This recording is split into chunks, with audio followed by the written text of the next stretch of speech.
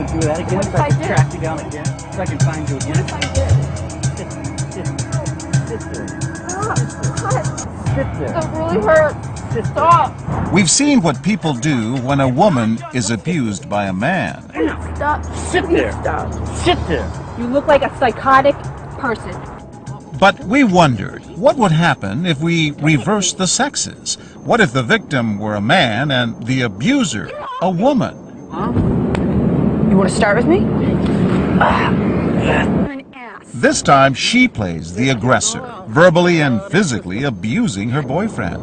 How's that? How's that? Women abusing, even assaulting their male partners. Not as isolated as you might think. I hate you! From Moonstruck to Shakespeare in Love to Pirates of the Caribbean, women hitting men may be a Hollywood staple, but it's not just in the movies. Major League pitcher Chuck Finley's wife, actress Tawny Kitaen, was arrested and briefly jailed after he accused her of pummeling him. She denied it and charges were dropped, but only after she agreed to attend anger management classes. Again, psychology professor Carrie Keating. It is a big problem in this country. Men create more damage, but women hit more than men do. Every year, there are more than 800,000 serious cases of women abusing men. Again, nothing. But confronted with this, what will people do when hidden cameras are rolling and our actress is out of control? No. One after another, people pass by and keep right on going. What will this woman do? At first, she seems to ignore the fight, but pauses a few paces down the path to watch. She tells us she didn't think this woman could pose any real physical threat. It didn't look like any harm was being done. I didn't immediately think to protect the man at all. But now we're about to meet a woman whose reaction is instant, visceral. Watch closely. No, get up. No. Why don't you calm down? What went through her mind? Good for her. You go, girl. Linda McLuffy just assumed he had it coming to him. But why? Maybe she caught him cheating or something like that, really bad, and then made her lose it. We've seen it before, back when we taped our first experiment with that abusive boyfriend.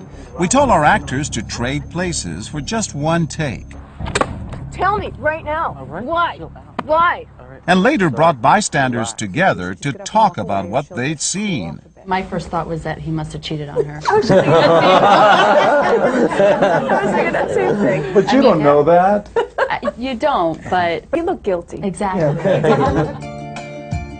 And now, over and over again, when the victim is a man, so many women perceive him as guilty. I figured, well, he probably deserved it. Linda seems to think our feisty actress is a kind of role model.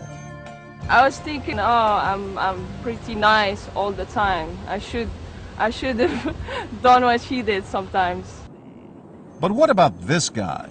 You know what? Just... Nate, come on! Come on, what? Whose side is he You on? haven't said a freaking word to me about it. We watch and record for hours and hours as 163 people just walk or jog right by. Look at how many people went by without defending that guy. And this is kind of classic because female aggression is usually seen as not very important, not very deadly, nothing really to react to. But just maybe things are about to change. Watch these women as they gather at a safe distance and map out a strategy. Now, one of them approaches. Everyone wants to call the cops on you guys. Excuse me? Everyone wants to call the cops.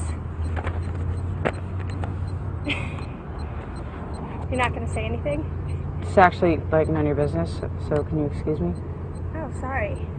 Well, if you need help, we'll help. But when she retreats, they go at it again. Look at me!